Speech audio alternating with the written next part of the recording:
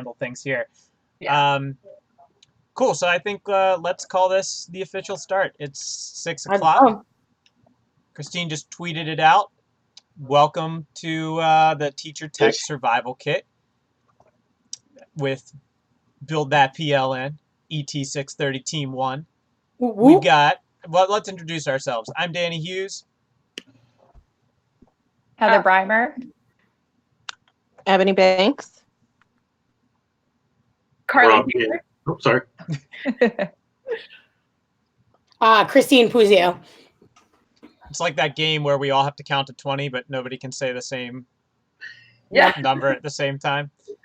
That's a free tip, not a tech tip, but if you've never played that game with a class, throw that one out there.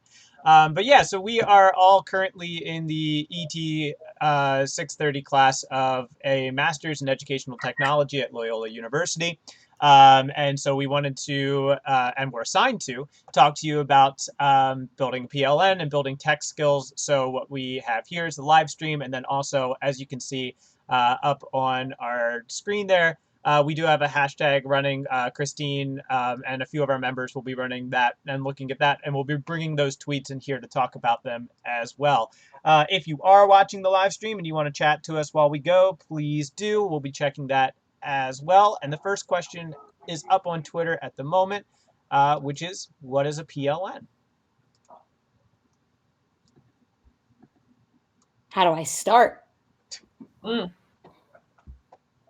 think that's always the hardest part. I feel like a lot of people are so scared of social media because of the bad that you see in it all the time. Like anytime something in the news comes up and it's like, on Facebook, blah, blah, blah said, or on Twitter they said, and it's like, no one ever focuses on like the good things that Twitter or Instagram or Facebook can really start and really like bring people together.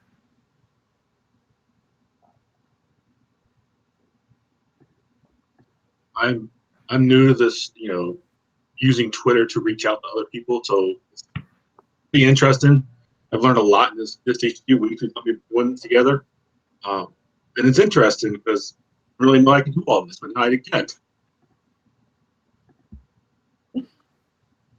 Definitely. I agree with Rob. It's been like, I don't know. I don't want to say nightmare, but an adventure kind of trying to tweet and figure things out. I started Twitter a long time ago because it was the thing to do. But as far as reaching out to other groups or colleagues or anything like that, especially using it for school purposes, never even really crossed my mind. I've heard people say it, but it's just like one of those, how do you do that? Or how can it be done? Or are the kids going to run amok with it? Or just any number of questions that come to your mind. So it's been interesting to see how we can pull it all together just using the hashtag like we are right now and have a live stream of just those questions and answers and an engaging conversation. Yeah, and I think that to piggyback off of that, I wrote about this in one of our reflections in the class, but for me, it was so crazy that we're starting to talk about this, that we're starting to encourage teachers to be on Twitter and social media and those sorts of things. Because when 2011, when I was coming out of college, the messaging was always just like, lock it all down, right? You have private accounts. You don't go on that. You like anything that you put out there is going to be out there forever. But I think now that we've had social media for 8 years, like since that point, these communities are popping up. And I think, Ebony, what you were saying too, of like, I've had Twitter for a really long time, and all I've been is a lurker in it. I've never really, like, I kind of watch stuff. I laugh at some memes that come across, but I hadn't been an active participant. And it's been really cool in this class to see that you can develop a PLN, which is a professional learning network. You can just meet people you've never met before, and they'll share ideas with you, and they'll want to chat with you, and they'll want to share that experience with you. And it's been really eye-opening and really valuable. Yeah. And I think it's not just people too. Like when you think of like the big companies and people that we use in classrooms and things like that, like I have been, I don't know if stalking's the right word, but me and Google Education, I love what they put out and I love what they're doing. PBL Works is another company I follow. And sometimes it makes you feel a little famous sometimes when other teachers are reaching back out to you saying, hey, that's a really great idea. I'm going to use that in my classroom. Or like, do you have any more thoughts on that? Like my my personal job is doing a book study of Trevor Muir's Epic Classroom. And I retweeted something or said something about his book the other day, and he liked it. And it was almost like, Celebrity. recognizing educators. Like, it's just really fun to be able to like connect with people, and people that you don't have to necessarily go to a conference halfway across the country. You can participate with them. One of the cool things about like a PLN, personally for me, starting with this class is being a resource teacher in a building where there's 4 different resources and no one teaches the same class as you. As a phys ed teacher, you might be the only teacher in your building. So starting this whole process for me has been really exciting because I've been able to connect with not just teachers in my district, which we meet occasionally, and we kind of have the same views on things. I'm able to connect with teachers like that are in Canada that are doing like crazy different types of games. So it's really important, especially if you don't have that resource in your building, to use social media to get different perspectives and stuff like that. And I know we've all been saying like social media, back up, but we know that's where our students are. If we can engage our students from there, hey, why not go there?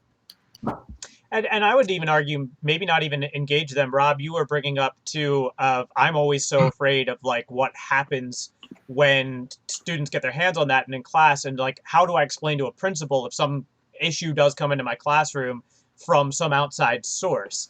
But I see the professional learning network side of it as maybe I'm not necessarily even including my students in that. Maybe I don't feel comfortable doing that. Maybe I just want it to be just me. But even doing that shows your students good use of social media, right? I mean, think about how all we have just said here of like, we didn't realize what Twitter was. We didn't realize how accessible things were. We didn't realize how to use it in such a professional capacity.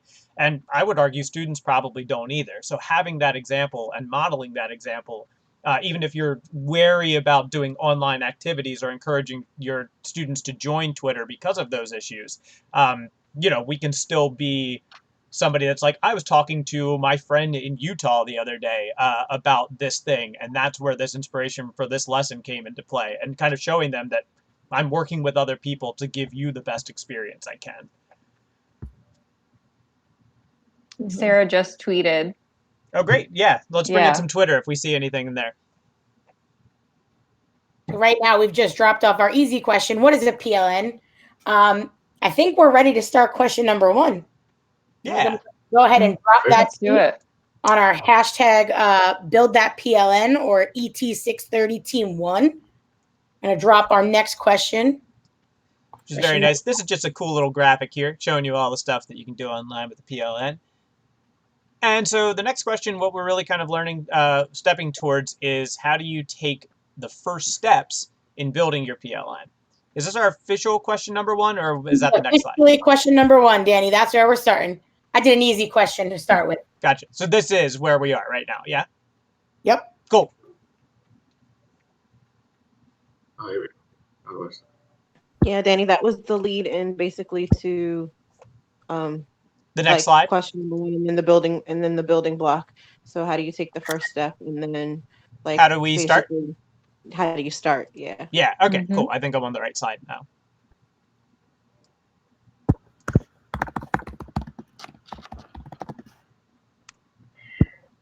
Yeah, so as we were talking about this, looking at the next slide here, one of the suggestions that we came up with as a group was just to pick 1 or 2 lessons to beef up with technology. And our couple classes ago, we talked about the SAMR model, the idea of just taking a lesson and taking an aspect of it and substituting with tech. Is there something in that lesson that you can just remove and add a tech component?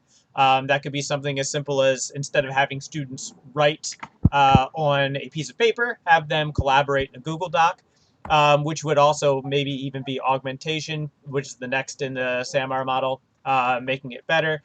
What was the next one? M is modification. Yeah. And then the last one, R, I think, is like rethink or redesign. redesign. Yeah. But basically, the idea of if you want to be more tech savvy, or if you want to kind of join a PLN, just start with baby steps. It's the summer now. Most teachers have a little bit more time. So, what are just one or two lessons that you could go on Twitter and throw out there, or find a Facebook group and say, hey, this is what I'm doing. Who wants to give me some feedback on it? And finding some avenues for that. Yeah, I think I've already, so our second graders do a heritage unit, and it's really cool because a lot of them, luckily their parents or their grandparents are around, that they get to know all of that. So where, where did your ancestors come to from America? And this year I took it a little further and I was like, handwrite, let's type these into a Google slide and make a brochure, and the kids loved it. So your 7 to 8 year olds are using these things and doing it. So after our session with Flipgrid the other day and the Grid Pals, I was like, oh, we got to take this a step further. Like, if we're going to write about kids in other countries, why not invite them into our classroom? Like, why not have that relationship and show the kids, like, they're not just people that you read about on culturegrams. Like, there's real kids over there the same age as you, just in a different country. So I think it really can, if you find those tools and you really see what's available to you in your class, and it doesn't necessarily have to be each individual student having their own account, like the teacher yourself can have one, and really just showing them there's a lot you all can do together in the classroom. There's a lot that we can connect with other people, authors, all kinds of fun things that I'm really looking forward to, that after and as I'm slowly building my PLN on Twitter and on Instagram, your hashtags are your best friends. Like, you are going to find so many other people and so many things that you want to do, even particular to your grade level.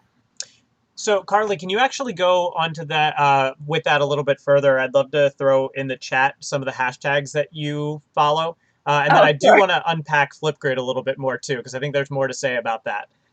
Yeah, so when I talk about the hashtags, I know there's like a Twitter thing where you're not supposed to use too many hashtags, but Instagram has a whole load of them. And some of them, it's really easy to, as long as you are using that hashtag, you can find them in your Explore pages, and you can do the same on Twitter as well. So things like hashtag teachers follow teachers, or hashtag I teach second, or any of the grade levels are all on there. Google Education has their own hashtag. Flipgrid has their own hashtag. So you can find not only the pages of people or the pages of companies, but when people are using the company's like products or using their information, they usually put the hashtag on there. So you're able to find other people's ideas of, hey, check out what I did in my classroom. Hashtag Google Classroom, or hashtag Googleverse. And I have my kids at the end of the year, we did, if anyone's familiar with Breakout EDU, they have physical breakout boxes that you can use in your classroom, but they have online breakout rooms as well. And my kiddos loved it. They got to work together. They got to use the Chromebooks, and I tweeted it out, hashtag Breakout EDU. Gave me a little like and a retweet, makes you feel good that they know that you're using it. But there's just, if you can think of any subject or any content that you want to focus on, if you put it in a hashtag, you will find many other people that do that. So when it comes to the Flipgrid, and we got to talk to Janora, was that her name? I think so. Janae. Yeah. Mm-hmm. A student named Janora. Janae. She was really awesome, and I actually went back later and I just Googled the Grid Pals, and her face popped right up for the Grid Pals website, and all the hashtags came up, and just to see what extra steps I need to take in order to be successful in my classroom to use it. And Grid Pals, for those of you who do not know, it's a way it's almost a step up from Skype. Sorry, Skype. Because it doesn't have to be in live time. You can record your message and send it over to the other class, and then they can reply to you as well. And you can do that in your own classroom as well. You can have those students who maybe have a tougher time writing and putting things into written words and maybe do better verbalizing their answers. They can record themselves and give you their answer. Just another tool to use to assess students formally or informally, depending on what you want to use. To get them to work together as a group project, you can use Flipgrid as well, or just to have them test it out and ask each other beginning of the year questions to kind of give an icebreaker to your classroom too. Yeah, Carly, that's awesome. I just want to tell everybody on the stream, who I still think it's just us, but if you're watching it later, Carly made a couple of slides here. You can also access the slides in the information below. But these are just some examples of how you're using Twitter. Yeah, did you want to talk a little bit about what we're seeing on the screen here? I think you pretty well covered your hashtags and things. That's okay. Okay, so if you look all the way to the left of the screen, that's just my layout of what my Twitter handle is. And I also put my personal website in there, and I put like my Instagram tag in there as well, so people can follow me on different social medias or check out my website. And then actually right to the right of it, this is probably one of the best things. It shows your tweet activity. So every time you tweet something, you get this like statistics of impressions, and that means how many times people have seen your tweets. So whether you're participating in a Twitter chat or you're using a certain hashtag or things like that, more people are seeing your tweets. So you'll be able to get more interaction. So you can see that like my tweets earned around 2,400 impressions in the last week. So that means that's how many times people have seen it or interacted with it, which is pretty cool. You know, you won't always get necessarily someone messaging you back, but your message is being out there and maybe they used it. You know, you never really know. So Twitter chats definitely helped build my PLN big time. You find new people, people are finding you, you follow them, they follow you back just to see what each other is doing. And I have people that, someone from like the Google EU, I mean, across the world, like people are following back and forth just to see, hey, what are they doing over there? Or what, you know, what is everybody up to? Or what can we maybe collaborate on? Or what can we learn from each other? And Instagram really kind of works the same way. There's not as much, like you don't have a Twitter chat, but with Instagram, you have a lot of different ways to follow hashtags, and you can look up certain hashtags to find different people, and you can interact with each other on each other's pages and just comment, and people always chat through the different comments on Instagram.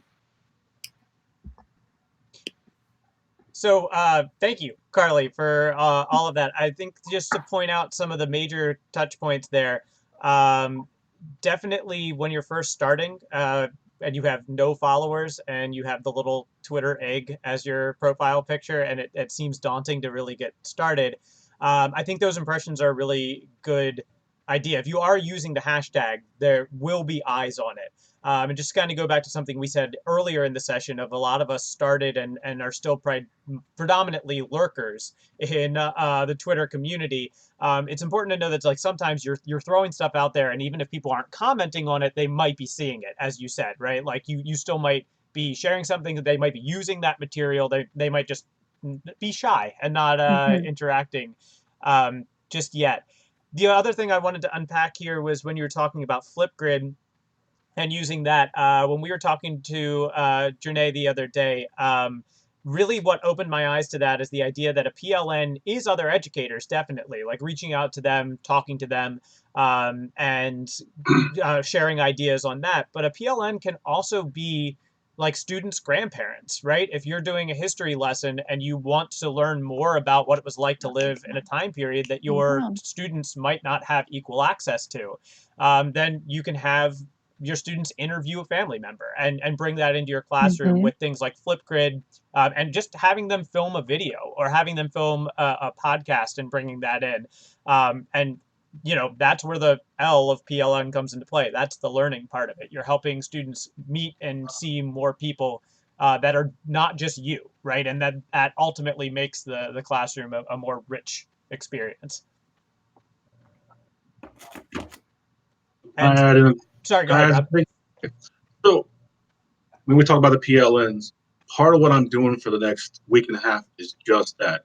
I'm doing an externship the next 4 days with an architecture firm, and they reached out to us and they want to create that a partnership. They want me to come to them and learn, and they want to come to me and help teach the kids. So I'm starting to do that already this week with my externship, and then later this week, actually next weekend, I'm going to a national TSA conference, which is a Technology Student Association, and that's part of what my plan is, to go and build my network and expand and get out there. And now I've figured out how to do this Twitter chat thing and follow these hashtags. I'm going to put two out there. Two hashtags they're using are hashtag one TSA and hashtag model the way. That's the ones they're using for the conference. And that's what I plan on doing this in the next 2 weeks, is building this and getting more resources for myself, getting my name out there, making these connections however I can. So that's how I'm going to start doing it, hopefully. That's great. Yeah, and Rob, I think that kind of starts to move us into question number 2 of the idea of like who can help. It's really awesome that you're talking to an architecture firm, and I think what I'm surprised with, like, I think when we're shy or we're nervous about going on Twitter and sharing ideas and taking those first steps to go into what we call like a forward-facing environment, like a live stream and putting your ideas out there, you're worried that nobody wants to hear them, or you're worried that it'll fall on deaf ears, or nobody wants to help. But it's important to remember that everybody had a teacher, right? Everybody had like everybody's been through some form of education. And I think, maybe it's just the naive or trusting nature of me as a person, but I fully believe that people love to help teachers, right? Even if it's just like they love to do these sorts of things. They firms and businesses, it's easy for them to participate in a chat, put somebody on participating in a Twitter chat, or talking for 15 minutes if it's just going on a webcam for a class, because they want to enrich students' experiences and they feel good doing that. Yeah. And they could have a future employee like sitting in a classroom right there. You know what I mean? And I think it's cool, like, and that comes a lot with like, you use a lot of your PLN to really help build your PBL for project-based learning, very big on it. And I think that's the way that, I mean, you want authentic learning. You want your students to have touch with the real world and not walk out into the real world and be like, oh, the area of a triangle is not helping me right now. Like, they always talk about, they're like, am I going to use this? But why we can be proactive with that question and say, yeah, you are going to use this. Speaking and listening skills and just being able to communicate and cooperate with people. It's a lot of that social skill that we're teaching them and reaching out with this and being able to help them problem solve real actual problems. And that's a lot what we do with that PBL is we see a real problem in our community or across the world, and how can we help? What can we do? And a lot of times, if you email some kind of company or whoever and say, I have 70 second graders willing to help you, what can we do? And a lot of the times they have something for you, or they make something for you to do, or some kind of side project or something, to help you out. So they just, people love helping teachers, which is awesome. Because in the long run, like you said, Danny, like, everyone had a teacher at some point. Someone had a teacher, hopefully, that helped them out along the way. So they're willing to give back, and it's really awesome to see that. Great, thank you, Carly. I know, Christine, you're watching Twitter, and we in our own conversation we've kind of segued into question 2, but I don't know where we are in Twitter. Are there any? I have dropped question 2. Oh, great. You said we're ready to segue to question 2, so I am on top of it. Awesome. Are there any notable tweets coming in for question 1 or anything that you want to touch on? People you want to give a shout out to? Well, let's take a look with that. We have a few of our fellow classmates out there retweeting us. Oh, great. So that's super exciting. They're loving the fact that we're doing a live session right now. Let's see. Sarah is out there watching, but she is also busy at her conference. I was gonna say, I think she's at ISTE this. Yeah. Yeah. Yep, she's there. As of right now, we just got some likes and some retweets. I believe one person so far has commented, and that was Sarah Thomas telling us that she's checking in on us as of now. Very sweet. If we can tweet out the live stream link again, in case people do want to hop in, but you can always watch it later. Because I'm still just showing 3 people in here because, like we said, it starts slow. It's a slow roll. Yeah. And it's summer. Maybe people are on vacation. Yeah, I hear that. I mean, all famous people start somewhere. Right. And one But the day, good news we'll is, look back on this. the good news is, guys, it's on YouTube, so they can go back and watch it. Yeah, exactly. You can all Exactly. say that you knew Team 1 way back when. Right. When we're all holding our own conference, this is what we'll show. Like, you can start here. Yeah. And look at me now. There's a WikiHow article that I reference a lot. It's how to cope with fame. And we should throw that out there. I might need that. Yeah. You know, I'll let this get to me too much. God bless WikiHow. All right. Did we have any other? Well, we're on question 2, talking about who can help. We've covered. Rob has reached out, or a firm has reached out to him, and he's building a connection there. Carly has mentioned that she has reached out to businesses as well, and said like, "Hey, we have 2nd graders here that want to do something. Let us do something." What are some other places that we have gone to that have helped us build our PLN, not only for us but for our school community? That's kind of a segue into question number 3. Our question 3 is, what platforms can you use to build a PLN off of? Yeah, so I think we've covered that a bit, and I think we'll move to that. I just am wondering, are there any other like sources, any other? I guess that we're kind of connected there, but I'm just thinking about I have like people in my school building that I go to that send out like email links to articles and things.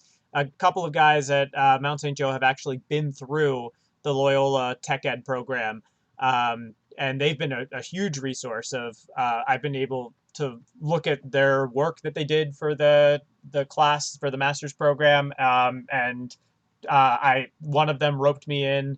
I say roped in, but I was very happy to be a part of it, to our digital citizenship committee. So building that. So just like in-house, we have a couple committees in the school that are focused on tech enrichment at our school. So that might be, if you're a new teacher, that might be something that you want to look into. If tech is something that really excites you, go find your tech ed teacher, knock on their door and say, what can I do? Or your school's media specialist. Or the e-coach. Our school has an e-coach. Yeah, we have our Yeah. e-coaches. And it's kind of funny because Heather, you're also in Anne Arundel County as well, right? Correct. Yeah. So we have our e-coaches, but as Heather probably knows, we have technology time once a week, but we don't actually have a curriculum to exactly go with it, because and a lot of the time that's when like we get the computers. So it's really awesome to be able to take projects from our classroom and put them in there, which is really awesome. But I'm also working on doing like a genius hour and really making that technology time really beneficial for the kids and really getting those like computer skills just kind of under wraps. And a lot of the teachers, even the e-coach was like, hold on, what are you doing in there? So I think it's, going through this program, we are helping a lot of people as well in different things, and bringing to light like the amount of technology that you can use doesn't have to be the whole entire, like your kids do not have to be glued to a screen for 6 hours of the school day.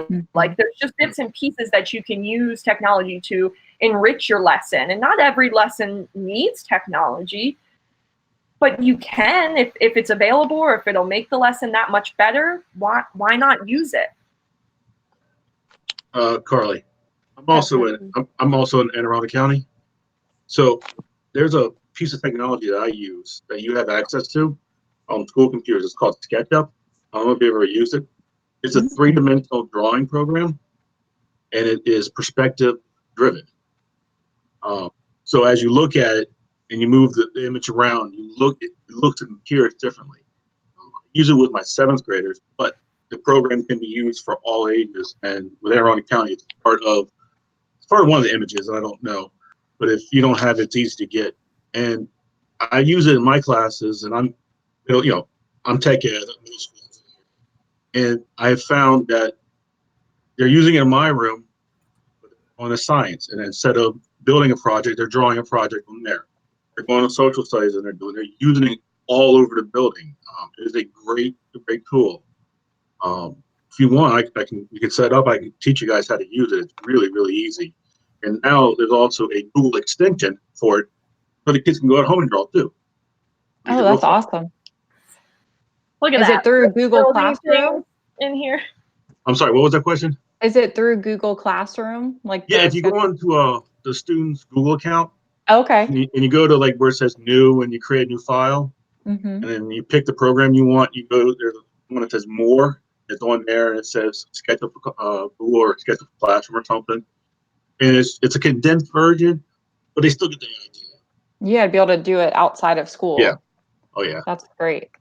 When I was a theater teacher, I had students, I didn't have, well, I never took the time, and a lot of times I felt like I didn't have the time to go in and learn something like Google SketchUp. I downloaded the program, it overwhelmed me, and then I moved on. But one of the things I realized was that my students who were designing my sets, they had that time, and they just went into the program and they learned it themselves. These were high school students, to be fair.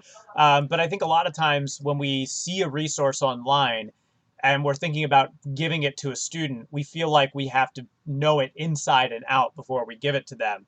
But for something like Google SketchUp, just even providing that to one student, like Rob was saying, like they're learning it in this one class, but then students are going to be able to make those connections and decide how they want to use it in all of their other classes. So a lot of times our job can feel like we need to teach all about the ins and outs. But if we're looking at this question of who can help, that's where PLNs come into play too.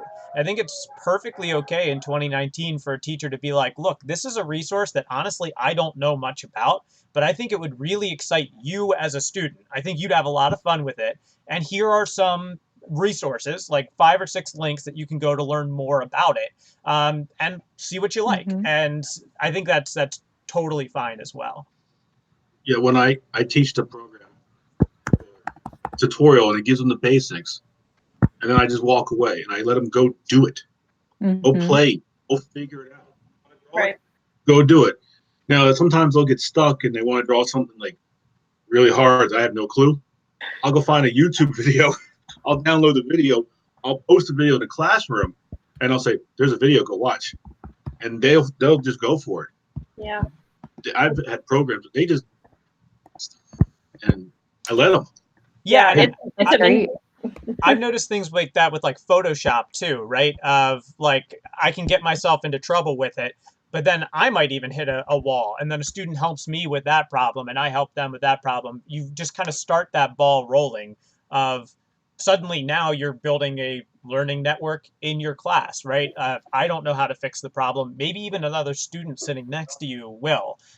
So you can look up the tutorials, we can find those resources, but also kind of training them to use each other and to reach out themselves. And, I remember in school, I always felt if I didn't know the answer, like I wanted to like hide in on myself. And I think part of building a PLN and putting these tech resources out there is training our thinking to be more, if I don't know the answer, I can go find it, right? Or somebody can help me find it. Yeah. I think that's always the best too, when the kids are like, Miss Taylor, I don't know how to send this Google Doc to you. And the one kid's, I know how to do it. I'll help them. And that's like always the best, because I'm like, there you go. Like, you have a friend right there to help you out. Like, how great is that? Yeah. And they know how to do that. And it's pretty cool. And they get to type in each other's names to send themselves the Google Docs. And, they really work together. And sometimes they find new things. Like, Elementary's pretty. If I don't know, the older grades use Wixie as much. It's kind of like pre-Googleverse. Can you spell that, Carly? It's called Wixie. It's Wixie. Before it used to be Pixie, so it was really elementary, and it was like just pictures. But it's kind of like a brand. It's an old school like PowerPoint, but very kid friendly. It's very simple. The kids really love it. You can work on a project with more than one kid at a time. They figured out how to send Wixies to each other. So they were like sending letters back and forth to each other. I had no clue. I had a kid come over and I'm like, you come show me how you did that. So it's really cool because as a teacher, you're able to see all of their projects and keep a close eye on everything without them sharing it with you because they're already in your class roster. So it might only be a county thing.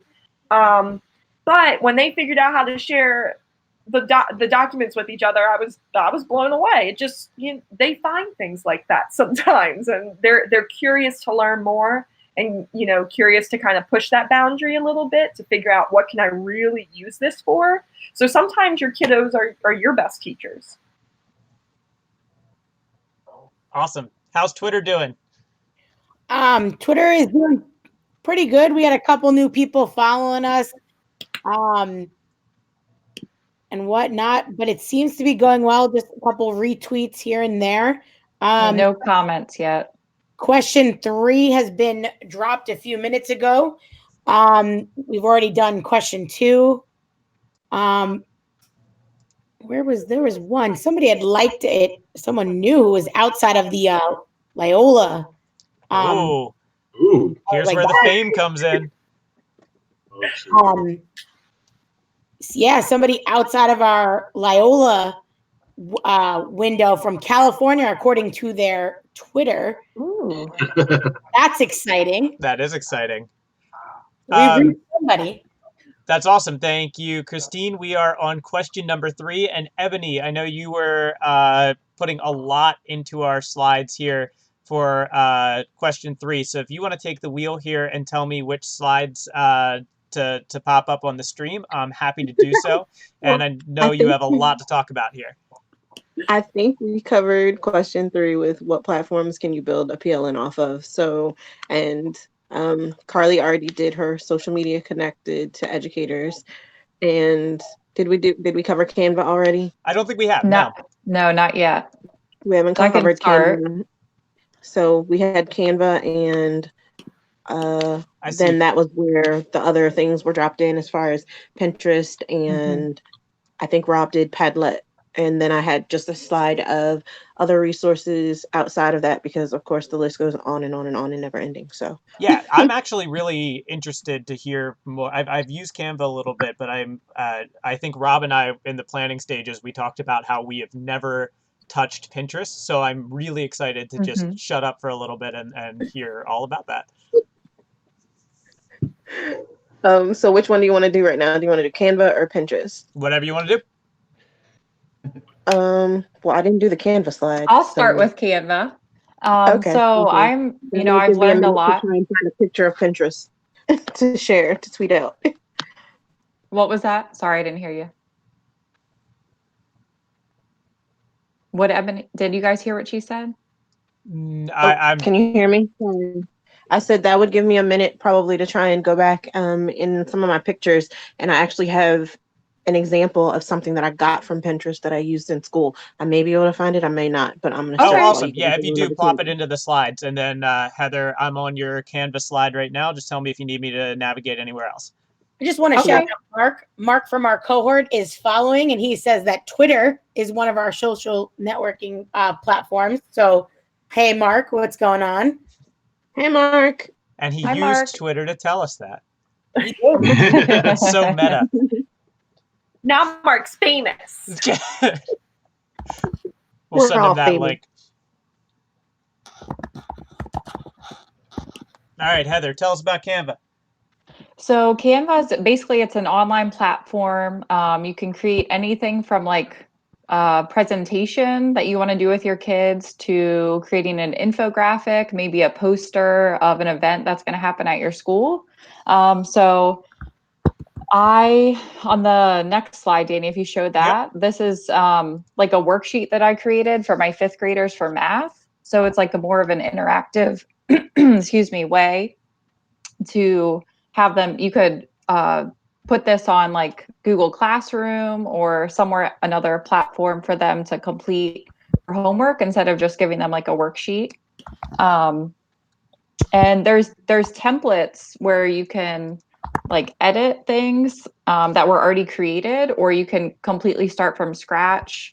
You can insert your own images. And then also the cool thing is you can take like a presentation and put it into VoiceThread, and you can add like audio to it. I haven't tried it with any other platforms, but and then there's also a feature where you have to buy like an account, and then you get to do more things. Certain things aren't accessible with just the basic account. But I added a tutorial video that you can watch, and it'll just kind of explain a little bit more of how to get started and all the different tools with Canva. Yeah, and that link to the video, or to all of our slides, will be in the description of this video here. So if you're watching later and you want to check that out, you can pop into our slides and do that. Does anyone else want to add anything about Canva? I've used Canva to kind of recreate some like anchor charts and to make them like more kid friendly too. Just to make them look better, and then just taking some of them like ways that readers react, like helping my kiddos who are just starting in chapter books like learn how to take notes through a chapter book. And I took one of in our last class, I took one of the anchor charts and made it all pretty, and Canva had like a bookmark feature front and back. So I was able to make that for them and then print it out bookmark style and laminate it, and then they were always able to kind of carry it around with them in their bookmarks or in their books and use it as they were reading. So Canva has some cool templates. Even if you're just on the free account, they have some cool templates that you can use. Awesome. I've also flipped it around and made my students build things on it for projects, just because I teach high school students, and sometimes I teach all high school boys in particular, and not to be stereotypical, but they sometimes tend to be the ones to throw like red font up on a blue background or something in a PowerPoint slide. You can't read it and it looks terrible. And what Canva does is it gives them a lot of like templates that they can just drag and drop things in. They can change things, and it kind of just starts them on a better foot of those just good design principles that are going to make their information look better. And I particularly like that because in an English class, when I am covering so much other material, I sometimes don't feel like I can slow down and really teach those design fundamentals, nor maybe should I if we have other things to cover. So Canva is a good way to kind of start them a little bit deeper into the process, and then supplement a project that they're doing. Just to piggyback off of that, I know that I have, as a phys ed teacher, it's really rare. Not anymore now that I'm taking some great classes with technology, but for my students to have to be able to, Miss Buzio, we're going to do a project on the computer. We can't do that in the gym. I'm going to hit the computer with a ball. For me, with trying to use it with my 8th graders at the very end of the year, when they're like ready to go off to like high school, just to kind of get them used to some things that they could use potentially in high school, just to kind of beef up like any sort of project they did, just by showing them the website. They were like, wow, that's really cool. So sometimes even just showing them something like Canva is so user-friendly and student-friendly makes a huge difference for our students. It also kind of helps some of my students who have IEPs, like who really don't know where to start with something. I have kids who can throw 100 ideas out and put all their things in order. And then I have students who really just can't. Where do I start? How do I do this, this, and that? Canva is that really basic building block of starting a poster, a brochure, a pamphlet, you name it, it's on there. And as all of us are students right now, we're using that. And I catch myself always, oh, we have to do a project. Oh, let me go to Canva. Let me make something. It's just super easy to use and super user friendly also. Cool, cool. All right, in the interest of just scooting us along here a bit, Ebony, I'm going to throw it to you with some Pinterest. Okay, I'm sorry guys, I'm here. I was definitely looking through my photos to try and find it. So I wasn't able to find the full picture. I have a partial picture because, of course, some of my middle school kids decided to destroy my door at some point throughout the year. But one thing that I found on Pinterest was there was something done with like a teacher wrapped their door and put all of these basically like encouraging words in different fonts and paints and all this. And I decorated my door like that before. It was last year, but about midway through the year, it got destroyed with, fights and all this other stuff. But it was really cool to look at. And so as far as Pinterest goes, I use it a lot at home. It's a really good tool for whatever you're looking for, whether it's decorations, home remedies, health things, hair remedies, but also as a teacher, because if you have my slide popped up, and now I see you do, Yeah, which one do you want me on? beneficial because the one that says Pinterest is fine. Okay. It's like I've never actually posted anything to Pinterest, but as far as searching, I've searched and pinned my little life away. So there's classroom management tools. I can't remember. I believe that my classroom management tool that I use in my class, I actually found on Pinterest. So I use something that's called flat tire. So if I say flat tire and I say it at just like a regular tone, whoever hears me just goes, shh. So that was something cool I found on Pinterest. So it's like a tire going flat. So then everybody knows that it's time for them to get quiet. So between that, lesson plans, lesson plan ideas, decorations, just any number of things, you name it, you can find it on Pinterest. So that's why I was in complete awe that you and Rob had never used Pinterest, not even for home, especially you, Dad.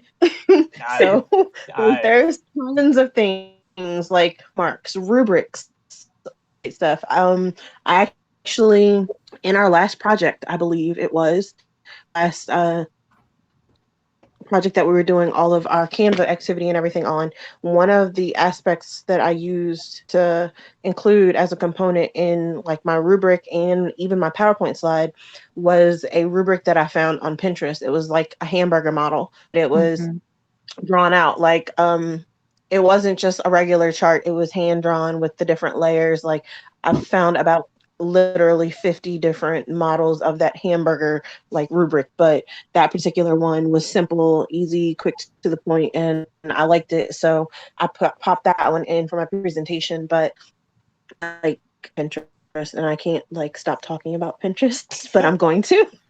I will say if you want to pop up the next slide, the two videos. Yeah, for the two videos, I popped in just a quick kind of like a how-to. So how do you use Pinterest, as well as the other one, well, what is Pinterest first of all, and then the how-to. Then the other cool thing that I found was, and that would be the blue slide, basically showing Pinterest in action, like in the classroom, in a different way that I really actually never thought of using it.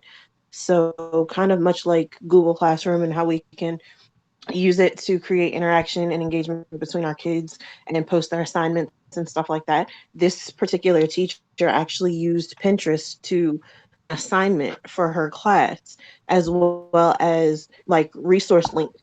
They could have all of their resources right there on Pinterest, so that all they had to do to complete research and turn in their assignment was on Pinterest. So I've yet to do that, and I'm in awe, and I'm going to watch the video a few more times and try and figure that out. But I thought that was cool, so I added that as far as like actually seeing it done and getting a child's perspective, how they kind of enjoyed doing the part in class, because the students said that it was way easier than just going and grabbing a whole bunch of library books or going to a whole bunch of different sites. It was all right there. So the kids appreciated it, and it got them more involved. So Go lay down. So I So, thought that was so pretty I, cool. I am such a Pinterest newbie that I don't even like know. I've searched the site before and like Uh-huh. seen it, but it's just like a giant like bulletin board. Is that the whole idea? Like you like So Just like Twitter, like you can have a stream. You can like some people even use like hashtags in Pinterest. Okay. So you can search hashtags, you can search different topics. You can set your own pages.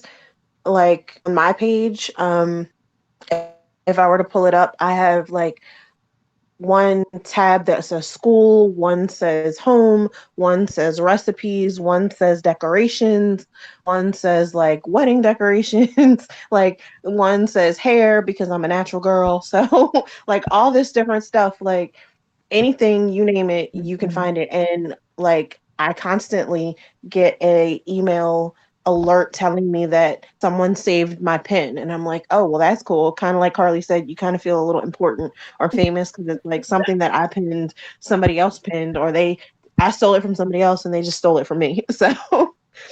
So like you can pin things is saving it basically. So that to kind of your makes your specific page, board. Yeah. yeah, that makes your page kind of like what you said, like a big bulletin board, but basically it's broken down by your categories, by your tabs. So when you go in there, you have like different pictures and websites and things that you can just kind of pull from when you're like if you were doing it by units in classes that you were doing, for instance. I might have Yes. like my romantic poetry resources all up on that and be able to pull from there. Like Is that you could the literally type Yes. in romantic poetry and you would get a slew of things that just pop up gotcha? because it fits into that category or whatever it is that you're searching for. So a lot of things will pop up and most of them are right in line with what you're looking for. Some of them might be like a little off depending on what your wording is as far as your search, but if you, like I said, if you think of it, if it pops into your head, even if you think it sounds weird, type it in because something's going to pop up. Got it.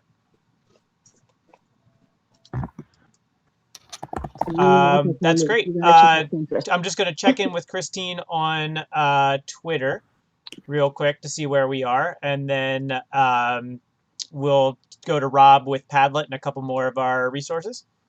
I've just been tweeting out what everybody's been talking about, giving everybody a kind of update on what specifically we're talking about, and retweeting our YouTube live going on. Mark from our cohort is super excited about hearing about Pinterest, so I hope he's following along. And other than that, we just got a couple of retweets and going from there. Nice. All right. Is question 4 dropped yet? No. Okay, great. So we've got time then. So I will throw it to Rob for Padlet, and then I think Ebony will come back to you where you have that list of the other places there at the end. Sounds good. All right, so Padlet, I found this a couple years ago. It's actually shared with me through our middle school tech resource lady, and it's a virtual bulletin board. You can go in there and you can post things, and anyone has the link can comment on it. I found it really useful. I use it in the classroom for homework assignments. I post like, here, go read the story for me, guys, real quick, and then go read the story and go, answer this one question. And it was fun because you just post a link to the document or a link to something. You put it right there. You can comment right there. Everything keeps track. You can follow everyone's comments, what everyone's doing. You can reply back and forth to each other. And since I really use it as a homework for 1 year, it was fun because I would tell the kids, taking the link down at 7 o'clock in the morning. And it kind of put a little pressure on them because you had to get your homework done by a certain time because the link wasn't going to be there no more. And it have a link to a Padlet I did create. If you can head up there. Yeah, let me see if I can open that. Yeah, it's just a little one I created real quick. And as everyone is putting their answer up there, you can have it displayed in different ways. So each person can have their own little block. You can go through and you can read, oh, Danny said this, Carly said this, Ebony said this, and I can go through it really fast and see what everyone has said. The Padlet I did create for this one, the little thing. There's a spoon. Yes, there's a spoon in the Matrix. Yes, love your Padlet, Rob. Yeah. Just a little quick one. Have you ever used Padlet in the classroom? You throw your answers in real fast. I like the Matrix. It's fun. When Padlet first started, this was one of the backgrounds you could choose. Now there's a whole bunch more. And I put up there the question, do you make do you question everything? Do you make your students question everything? It's just a way to generate discussion. It's really easy. It's something that like I can put up there, I can take down, but I can still view it. When I did it with the kids, they had fun. They enjoyed it. They could see each other's stuff. They could download. There's an app for you can download on your phone. Kids could do their homework on their phone while they're wherever they are. I enjoy it. It's fun. It's Pilot. And then just to throw it up there, you did give step-by-step beginners. Yeah, I did find a link for a step-by-step PDF. So that's up there as well. You can follow that along, create your own. And this is one of those things you put out there. You can put your link out there. You put on Twitter, put the link out there. So people will go and answer and talk about it. Another way to generate discussion. Yeah, that's awesome. And one thing that I didn't even think I had a principal who used to do this every week. There would be a Padlet open, and you could go in and you could add kudos for somebody in the building, and you could go in and like see that, and whoever was doing a good job, you could give them a shout out there. But I love the idea of saying like you have to have your answer into the Padlet at this point, and sometimes I want to do like an online forum post with my classes, but like when you're teaching 100 kids and you've got all these other things to prepare for, you don't want to like go through and read every response. Sometimes it's hard to kind of like click multiple things. Like even Google Classroom can be a little cumbersome sometimes. But I never even thought about doing that on Padlet, but that looks like what it's. I know what you have a lot of things to go through. Well, in Padlet, you can set up so that you can see everyone's responses. So you can I know it's kind of weird, but you check off. Okay, Danny, he responded. You can check off everyone. Yeah. To make sure they actually did it. And then you can go back when you have the time and you can sit down and thoroughly look through the way you want to. Yeah. And with Padlet, you can have so you have to approve just in case you have any people that want to try and be funny or say things that are not as nice or inappropriate. You can approve their posts and things like that, so you can see what you're working with before it makes its way out into the Padlet world. I don't think that ever happens in a school that somebody would try to post something inappropriate. Yeah. Okay, so I'm just looking at the time here. We were planning on being from 6 to 7, and we have a few more questions left, so I think we're going to speed up just a little bit. But Ebony, I did put up your slide here of just the other places that you can go to find people and build your PLN. And some of them we've said already: Flipgrid, Instagram, but even like LinkedIn, things like that. Basically, wherever there are people online, there are probably teachers or people who want to help teachers. Mm-hmm. And Periscope, I don't know like who used Periscope in class for this session. I haven't personally used it yet. Yeah. I don't know why. I was just kind of leery about it because I had never done it before. And with everything that we had going on, I was like, let me just stick to what I know.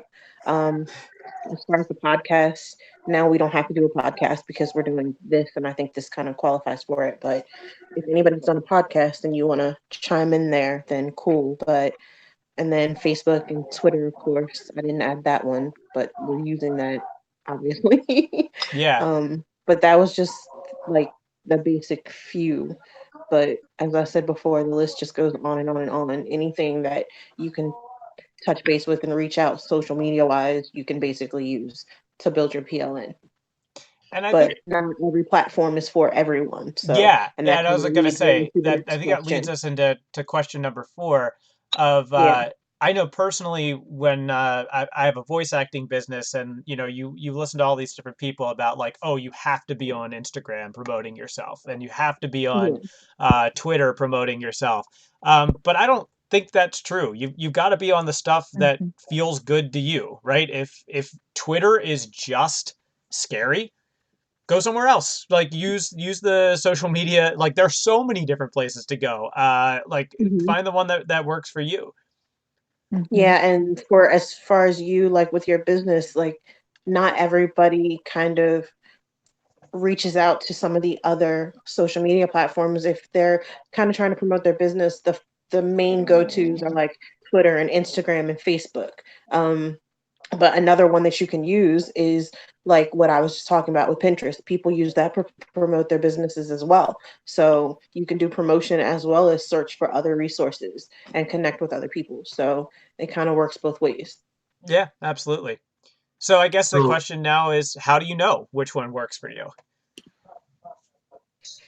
so we Um, talked about podcasts, and I know she said we didn't have to do one because we're doing this, but I did do one the other night.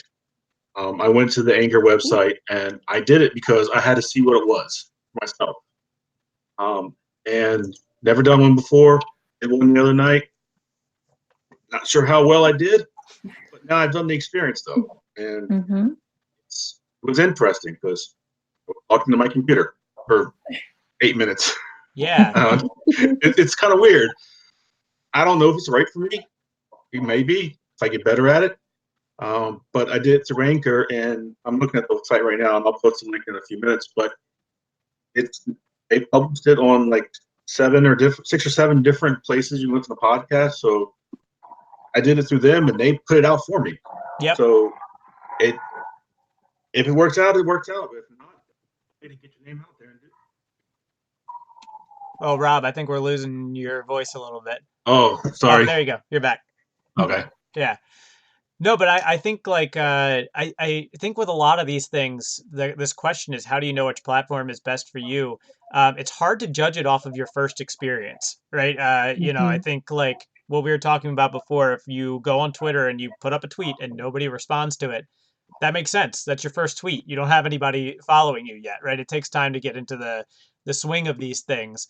But like I started a podcast in February. We started really slow, but we slowly built, and we are getting more people listening to it. For all of my teacher people out there, it is an improv podcast and not education related. So I wouldn't recommend sharing it with a class because there are adult themes, but it's fun, right? It's just something we like to do. It's a format that we like to do. And that's one that really works for me. Like podcast and the audio only format really feels good to me. It's a lot of fun for me, and I feel at home there. Um, this is my first time ever live streaming. This excites me. This is interesting. This seems like something I want to do more of. But like you said, Rob, who knows, right? Like how this will go and where it will go from here. But I think you just got to be open to it when you dip your toes in those waters. Yeah, I think you kind of have to be like vulnerable with it. Like you have to be like the annoying person that like replies to tweets and retweets and like hashtags everything. And sometimes it works and people interact with you, and other times it's a little dry. So I think that you just kind of have to put yourself out there, kind of like what we do with our kids, like the first day of school. Like they just you got all these eyes just staring at you, and you're like, whatever, we're going to make the best of this year. We're going to do what we're going to do. So I think it's kind of like that, mostly I feel like teachers are pretty good at standing up in front of a crowd and like getting it all together and go, all right, guys, like this, we're going to do this now. And I think that's kind of what you have to take your classroom personality and kind of put it out there in the social media world and try and get people to interact back with you. And, if no one interacts back with you, at least you walked away with a cool resource probably. So that's a win for you. And yeah, I think that's a great point. As teachers, we've all failed publicly at least once. I think that's why it's so important to like try different social media outlets, because you have to you can't just try it once. You got to give a little bit of time, and it's kind of like you put into anything, whether you're putting in time with like a relationship, a new job, or just a new project. You have to put time in it, and what you put into it is what you could potentially get out of it. Mhm. I send out a tweet once every year or every 5 years, which is what I was using Twitter for pretty much prior to this. I'm not going to get anything out of it. But if I'm sitting here doing a live Twitter chat for our group, opening the doors for, we have somebody from California paying attention, people from our cohort, hopefully bringing in some more people. This just means that we all kind of need to say like, okay, look, we've opened the door. Now let's keep going through the door, and don't just shut the door and say, okay, well, we tried, it didn't work. So just to kind of piggyback on what everybody's saying, you got to put in the work to kind of get what you want out of it. So Definitely. Just be willing to try something new. Kind of like Rob did. You didn't have to do the podcast, but you did it anyway just to try it out. So overachiever.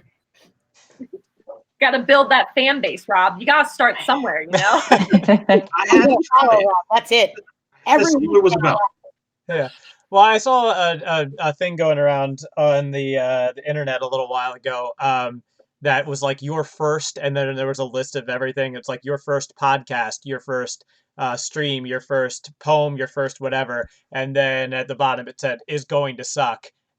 You got to get over that. And I think that's just encouraging, right? Like you're not the first thing, you're going to do a million things wrong, and then you're just going to get better from there. But like what we were saying about all of these tools, how you use it is what you get out of it. I think that does segue us pretty nicely into question number 5. What you were saying, Christine, is what are the qualities of a great PLN? And I think is one that works for you and one that like you work with, that you want to work with. You know, if you're a part of a PLN and you only talk to them twice a year, you know, how much can you get out of that? I think a good PLN is one that you want to talk to actively, that you can give to as much as you can get from, right? As you know, that it's a symbiotic relationship. Any other thoughts on that? And that pretty much sums it up. Like we've already been kind of talking about it and touching on it, but if you don't feel comfortable with it, you're probably going to just let it be and kind of let it go the direction it's already going in. So find the one that works for you. Also, maybe you need to find the one that works best for your community and your school. I know a lot of my students and parents follow Facebook for my school. So for me, I'm not super comfortable with Facebook, but if I really wanted to put myself out there and really wanted to put in the work to do it, Facebook would be the way to go because my school has already set up that platform for me. So maybe it's jumping out of your comfort zone, but finding where your community is or where you're looking to kind of fit in or where you're kind of looking to build your relationship with.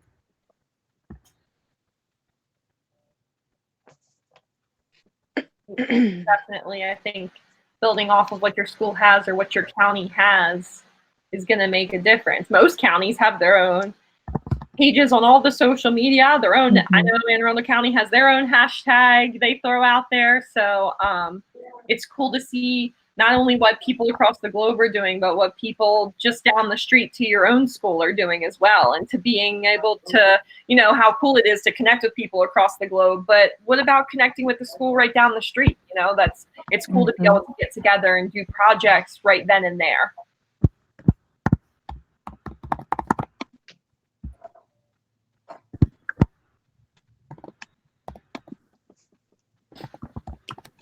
Cool. Are these questions on Twitter already? Are we? Yep. I'm just waiting for you guys to get ready for question number 6. I've already dropped all 5 questions. Yeah, I think we're ready to wrap it up here, unless anybody else anything else to say. Final question is out and now. So how do you keep up with your PLN? Woo! It's hard, but at the same time, I feel like we all do it guilty. I mean, like, you know, there's people wake up or before they go to bed, they do the scroll. And sometimes that's bad, but sometimes it's a little unwinding. And I feel like it's okay to scroll, but while you're doing it, it's okay to have a purpose behind your scroll too. So while I do like my own personal social medias, I also like to hop over to my school medias and things like that to see, hey, what are other people doing? Pinterest, I'm a big scroller, guilty scroller of it, but while I'm pinning something to wear next fall, I'm also pinning a really cool math center that I found. So I feel like if you kind of make it part of your routine, it becomes a lot easier. It feels good to showcase. I know we've talked about way in the beginning about social media, how there's so much negative about it and people just do it for the likes, or people are so obsessed with like, did everybody see what I was doing? But I feel like in the education world, there's a little difference to it where it's like, look at this cool project I did. I know you all want to see it. I want to see what cool projects you're doing. And I feel like that teacher community really helps each other in that way. And we all know that we're trying to achieve, you know, some overall same goal behind it all. So I feel like the education world's a little nicer when it comes to the social media platforms.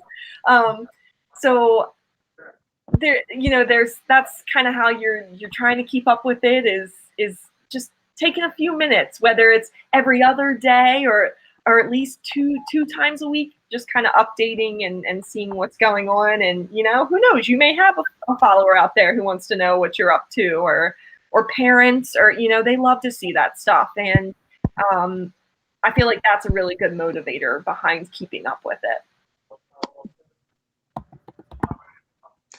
Yeah, I think the other part of it too is that you're just gonna miss stuff, right? I think that like the idea of keeping up with your PLN. I know that sometimes I get stressed of if I put stuff out there, I put a question out there, and then life happens, and I'm not back for a couple of hours. You know, that looks poorly on me. That kind of stresses me out. But like people get that, like people understand that if you don't get back right immediately, you're fine, right? Like life will go on. I've also heard people suggest if you're really worried about it being like you know you want to scroll all the time and that FOMO is going to come in, then just pick times in the day that you allow yourself to look at it, right? Maybe you look at it on your break in the morning, and then you look at it in the afternoon, and that's it, right? And you cut yourself off from looking at it at any other time. Just kind of schedule those days. But those are ways that you can at least check in, see what people are doing, answer some questions, but you don't have to answer everything. You don't have to be there for everything.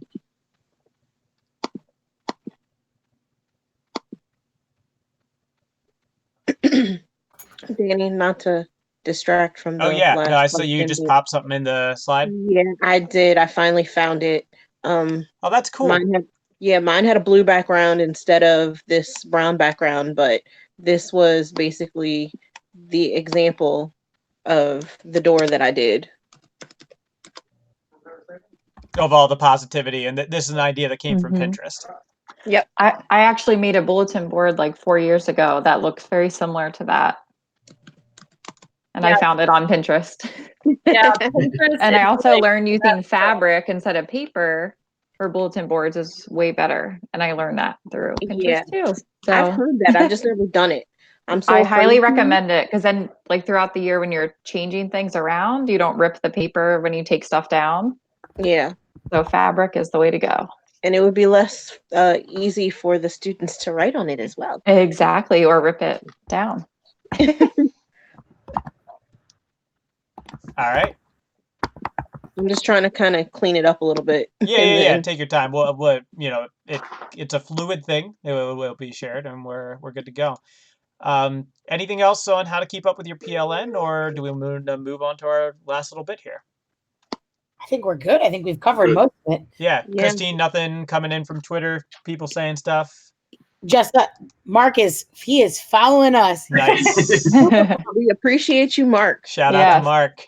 I believe, and we might not want to do it. We want to do this because we want to help everyone. They are having their live session at 8, I believe. Oh yeah. Oh, tonight. Okay.